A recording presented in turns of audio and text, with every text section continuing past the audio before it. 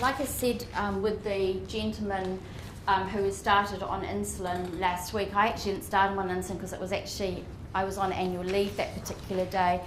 But I usually use, I have my own insulin giving instructions that I actually use the person's own words, what words they're actually using. If they use air shot or safety shot or a squirt to the sky, or what kind of words are they using. But I generally have pretty simple step-by-step instructions on giving insulin. But there's lots of different instructions that you know, that are resources that are available. And I'm sure you all know how to give an insulin injection, but I better do this for the cameras. This is going to go on site, so.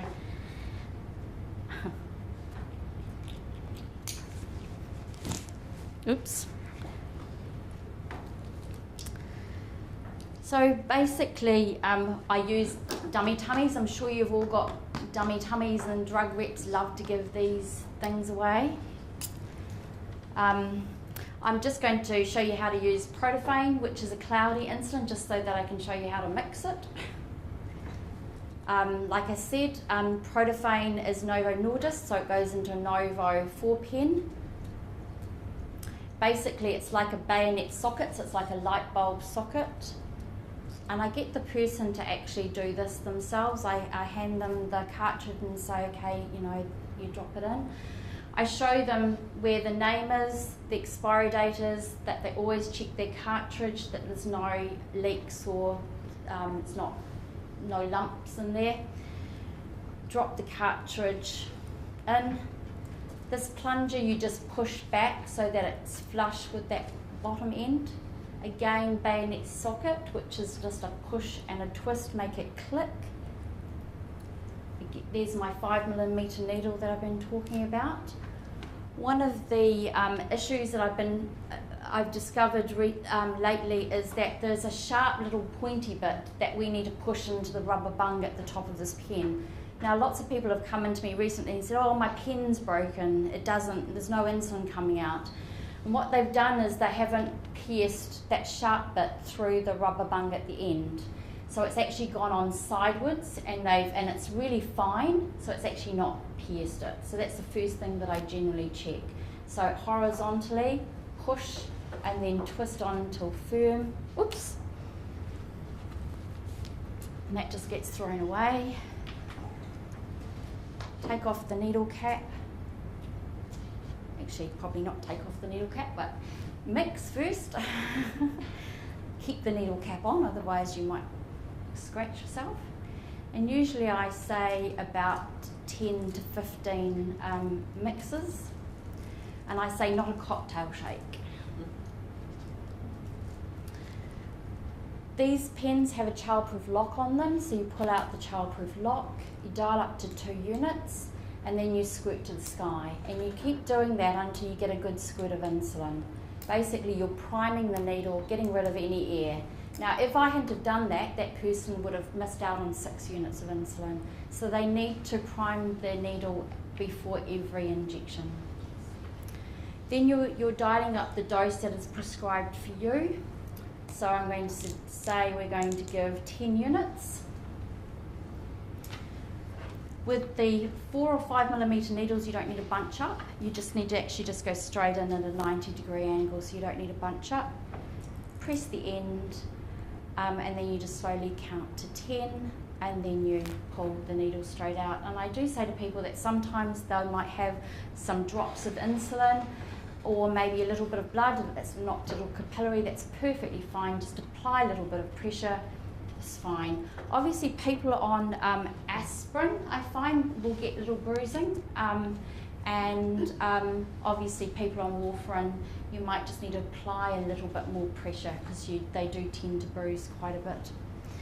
And then just recapping the needle. Now, a lot of people find this the hardest thing to do. And if they do find it hard, then they can just use the bigger plastic cap, because that's just easier to negotiate on top of that pen. Because I find if you've got eyesight issues, even I have problems actually putting the little needle on. and then just either changing that needle either every single time or every about 1 to 3 injections, or if you see it looking like that. Any questions about that at the moment? So we say never to store the pen in the fridge, keep the insulin out of direct sunlight, and keep insulin out of the reach of children. So I always stress the importance of insulin away from children.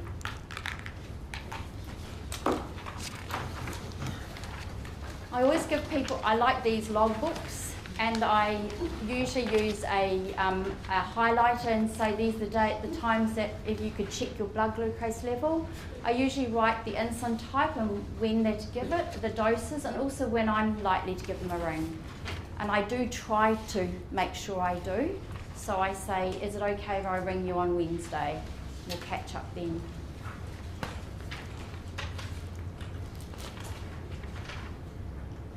So yep, spare insulin just storing in the fridge. Now this has been sharps disposal. It has taken me 6 years to get a sharps disposal scheme for CCDHB. 6 years it's taken me, but I've actually done it. It's taking the rest of the world much longer. Yeah. So now in CCDHB you can buy yourself a sharps disposal container, or, and this is where I've now got into trouble with the city councils, or you can use a solid container, and you can take your sharps bin or your solid container to your local chemist. So all of the pharmacies throughout our region have big bins, and the person just goes along and drops in their bin, these big bins in all the pharmacies for free. The issue though is that people are still putting these in recycle bins and ordinary domestic rubbish.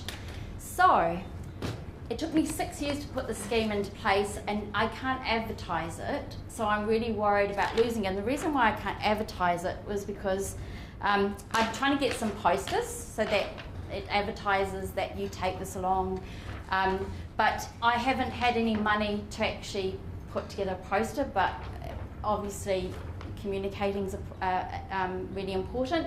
So now I also need to find some money for stickers, because I've been told that all my people, all the hard containers that people are using have to show that they're using them as a sharps container. So now I need to find money for stickers. But I will get there. I will get there. So. Disposal is a really big thing in Auckland. Yeah. Only since February this year have all the DHBs finally agreed, and they now have across the whole region in Auckland that you can take your approved sharps container to any pharmacy and they will dispose of it free, but it must be an approved sharps container. I mean, if it goes into our general rubbish, we get fined, but not the city council will fine you for it, which is fair and understandable. You're putting your rubbish bin at risk, but it's yeah, and that's why the city councils say that that is fine. So that's my next job, is getting that, and then getting it out there and getting people to use it and getting the message across. But I totally understand. But what I'm trying to also do is make this as accessible as possible to the general population, and some people can't afford a so-called, you know, a sharps container. In Otago, they can go, is it just so? Yeah, so they can go to the chemist, get a free sharps container. We didn't have the money to do that. It's just happened in the last Yeah. We tried, we had several options, but that was the option they chose, and that's the amount of funding we've got. And I did, every CCDHB has got a different sharps disposal scheme, but this is ours at the moment. Yeah, cool. But it's just, again, encouraging people to dispose of their sharps safely, which is our message, isn't it? Okay, there's your, that's as much as I'm going to say actually on this point, but Yes. Remove the whole bottom. And physical activity. Now I get up at 4:40 in the morning so that I can try to cycle on my little bike inside my house for about sometimes 15 minutes, sometimes 30 minutes. And then I catch the train and then I walk to the hospital to try and fit my physical activity in my day. The 2016 American Diabetes Association Standards of Medical Care in Diabetes recommended a physical activity plan that should include at least 150 minutes of moderate intensity aerobic activity per week, which is basically 30 minutes for every 5 days, reduce sedentary time and resistant training at least twice per week for most adults with diabetes. Now, I'm struggling to try and fit physical activity in my day, and I don't have complications of diabetes. I'm not on any medications. I don't get high and low, and and I'm finding it hard to actually. I now need to get up at 4:40 in the morning to do it. So just to say, it's actually really hard to do that. So the least, get people moving. And I'm not a gym bunny at all. I hate gyms. I'm a walking person, and anything that gets you moving, but just be wary of people's complications.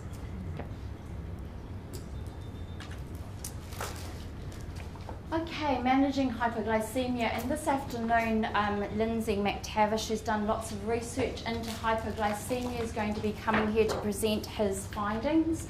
And he'll talk to you about a hypoglycemic pamphlet. I also often produce something to go on people's fridges that may be fashioned for that particular person. They might find that easier than that to remind them about hypos. But hypos are an issue. Driving. So we're almost getting there. We're going through our checklist, and I think our timing's fine. So it's really important if somebody's on sulfonylureas or insulin that we need to talk about safe driving, and that people are regularly checking their blood glucose levels. That little old lady who had an HbA1c of 34 was driving. She was still driving, and she was swimming at the local swimming pool. So the New Zealand Transport Agency estimates that 5 to 10% of motor vehicle accidents are due to medical causes as a result of diabetes. People who use insulin are 4 times more likely to be involved in a motor vehicle accident than people who don't. And if you've obviously type 1s, I think can't be vocational drivers, but if type 2s are needing to be a vocational driver, then they do need specialist review. I actually usually say a little bit more than above 5 to drive, but this is actually from Australia. They use, and it's quite a nifty little thing, and I quite like it, but I actually raise that target level a little bit higher with some people. Driving actually uses a lot of glucose, and I typically see people, they're driving home from work and they've not eaten for a while, they've had a busy day, they're going over that Rimatuka Hill Road like one of my patients did and got a hypo. So I actually make that target slightly higher, but that's something to aim to. 15 summer. Yeah. And basically this is talking about type 2s who are vocational drivers and are requiring annual specialist review. Safety and information. This is providing medical alert bracelet information, contact and emergency telephone numbers, where to get further help. We all have Diabetes New Zealand, this is Diabetes Wellington, there's lots of pamphlets, there's lots of meetup groups, there's lots of self-help. So it's getting that information out to people. This afternoon, you're also going to have a session on sick day management. So I think Elaine Barrington-Ward is going to be talking about sick day advice. Travel. I do quite a few travel plans for people. It actually does take a while, especially if they're going over time zones and they're on insulin. It's really good if you're encouraging people, if they are going to travel, that they get in early, because it can take quite a number of hours to put a reasonable plan in place. But obviously you need the custom letter taking insulin and all their supplies on board their plane with them. Though I said that to one of my gentlemen, he rang me from Thailand and said, whoopsie daisy Julie, I did take all my insulin on board the plane with me, but then I left it in the little pocket in front of my seat. I went, okay. So, first aid kit, a reasonable sick day action plan. People often go to countries where they might be difficult keeping their insulin cold, so you've got those Frio packs that are very handy. And also hot countries, the insulin is often speeded up. Some people have sedentary holidays, some people have more active holidays, and diet changes too enormously. Often hypos on the plane because they, don't tick, I had a diabetic diet on a plane, you'll just get a little piece of, just lettuce but no carbs, and you'll get hypos. And just be wary of delayed travel, that you're always taking on board snacks and things. The end. Yay. So, any questions? When we're doing travel advice, a gentleman who is type 1 diabetic actually does not put that he's diabetic for exactly that reason. He says the meals that he gets on the plane are too restrictive. Yep. He takes at least 2 lots of Hypomanagement stuff in the plane, just in case he needs it, because it goes back to the UK. But and the other thing that I advise my patients to have is to have a doctor's letter with a list of all their complications and stuff as well, not just for customs, but to photocopy one for customs and one if they have an accident, because it gets all their history of allergies and things if they can't talk. Absolutely. Yep. That would be the only thing I have on there. Yep. When you start insulin, is there a particular dose that you like to start?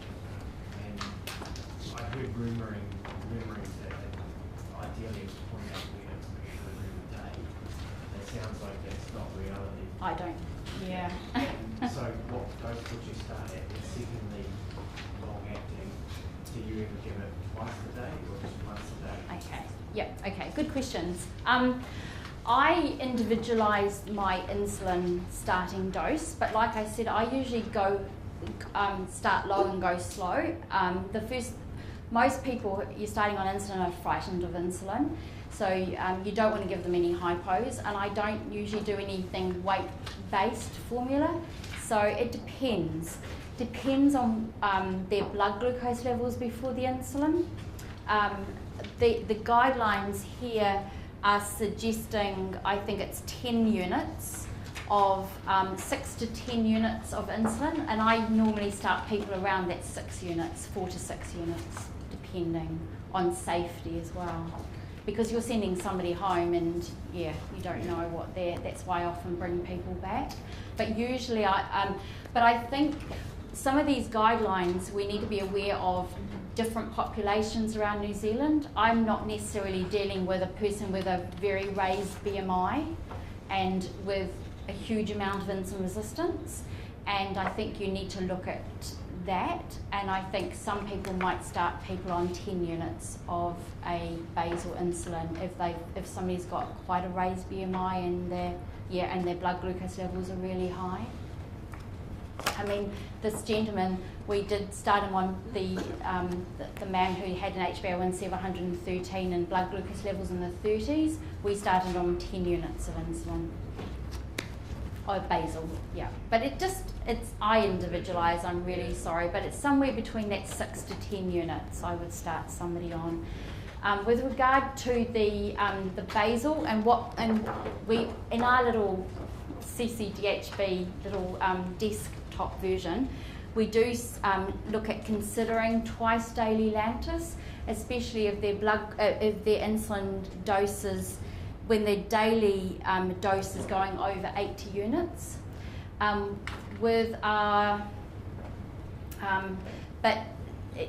Lantus can sometimes run out. It doesn't always last for 24 hours.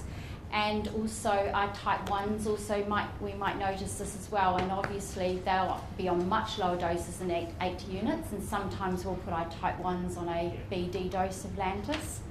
Yeah, and the protophane is often starts maybe once a day, maybe at night, and might need to go to twice a day. On here, basing it on blood glucose levels. So if the person's got raised blood glucose levels all the way through the day, then if you start them on Lantus, you're just going to bring all the blood glucose levels down through the day. But if the person's blood glucose level profile is just raised fasting, but during the day, like that picture, they're dropping. Now, Lantus is not good for that person. So putting them on an evening protophane or NPH for that person will just bring down their fasting, and that's what I said, you might need to drop their sulfonylureas. If their blood glucose levels are fine fasting but are raising during the day, then you're going to be putting the NPH or protophane in the morning. Yeah. Yeah.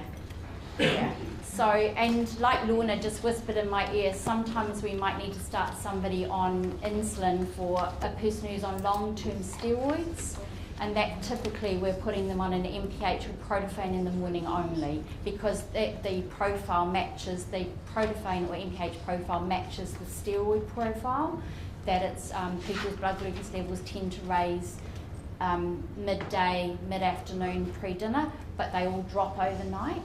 So that suits the NPH protophane profile. Yeah.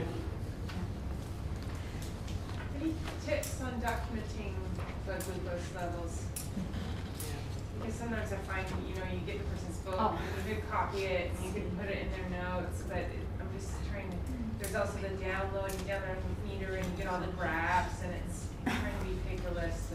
I hate it. That's a really good question, actually.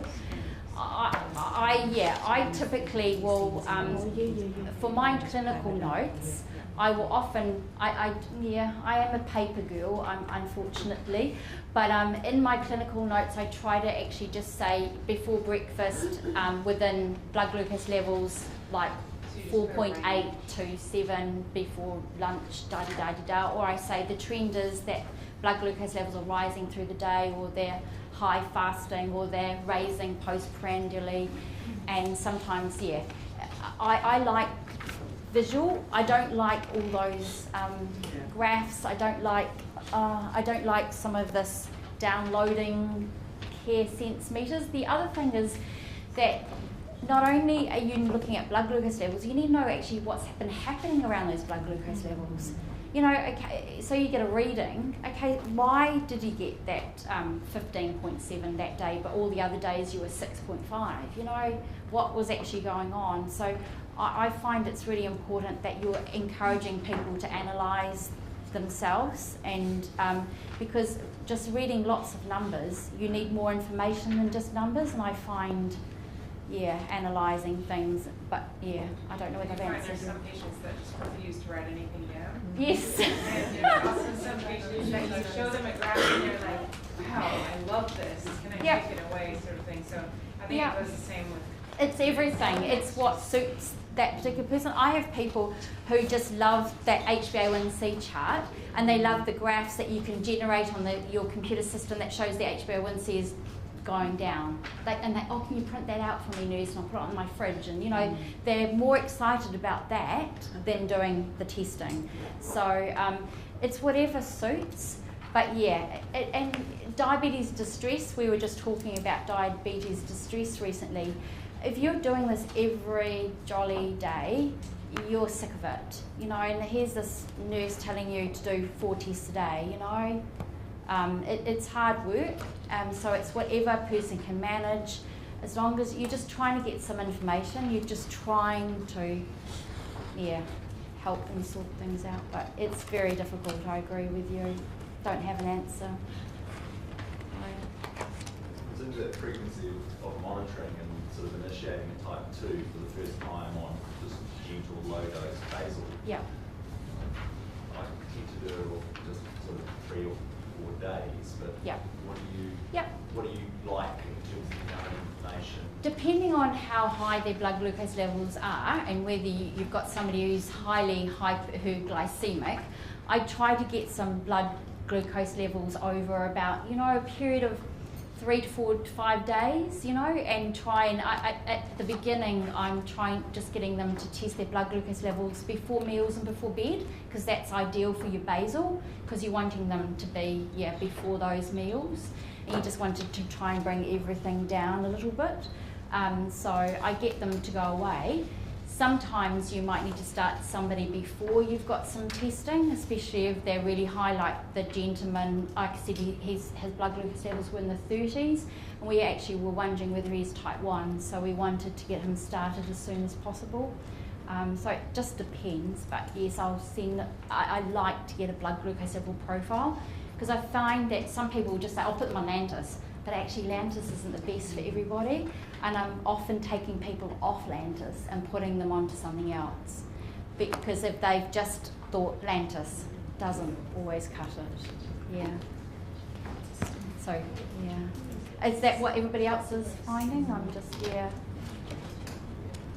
How do people store the insulin when they go away? When they put it in the fridge, do you have a fridge thermometer like you do with the Humira? Do people have fridge thermometers? When they like just doing Humira or something to keep it within a certain temperature range? I think the big problem is more freezing with insulin. You just don't want to freeze it, and I think it can tolerate fairly raised numbers more so than so you're wanting to protect it from freezing, and you want to protect it from overheating. So glove boxes of cars and but generally speaking, an ordinary domestic fridge is perfectly fine. You just don't want to freeze it, and it should be. Was that what? Is what I would probably say. But it's the transporting between the fridges.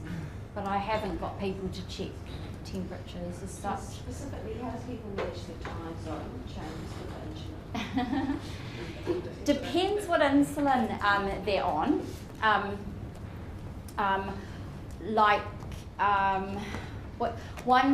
One person recently that I can think of was just on once a day Lantus dose. So we got him to keep his watch in New Zealand time, and it kind of worked out that he was going via Hong Kong. That was fine. He kept his Nova Rapid doses with his main meals. When he got to the UK, then I said for him at that point, instead of being 7 a.m. in the morning, it was now 7 p.m. English time. So we're still giving it its 7 a.m. New Zealand time, which was now 7 p.m. UK time, but he wanted it to be 7 a.m. UK time. So what I did is you go half a dose in the evening, half a dose the next morning, no insulin the evening, full dose in the morning for Lantus, and you've swapped it over. So you do the swapping over in your point of your destination, and then going home he keeps his watch in UK time, gives it at UK 7 a.m, goes Hong Kong, does his 3 days in Hong Kong, gets to New Zealand, and then again changes over back to New Zealand time. That was actually quite a simple one. Some protophane doses, BD protophane gets more complicated. Twice day Lantus can get a bit more complicated. Sometimes we're slowly moving the Lantus along. You can usually move Lantus maybe 2 to 3 hours up or backwards. And it actually takes a lot of work, and people don't realise I have my little zone clock, and I have to transfer all of my plane destination, how long they're on the plane for, how do I look at when they're likely to get their meals, when they're likely to wake up on the plane, that they have breakfast before landing, and I do these really amazing plans for people, and I transfer their times to, this is New Zealand time, that's Hong Kong time, that's UK time, and and you need time to do it, and sometimes you get yourself into complex knots, and you think, well, that's what people, so that would be my message. And I've actually kept lots of plans from previous patients. So if you keep, that's what I find really useful, is keeping old plans, because then you can just change somebody's name and change the dates, and you've actually, you know, if you put it on the computer, you've got a plan. And so I keep plans, yeah. Do patients take little call packs? Yeah, Frios. Usually the Frios are really good. Yeah, so very handy. Yeah.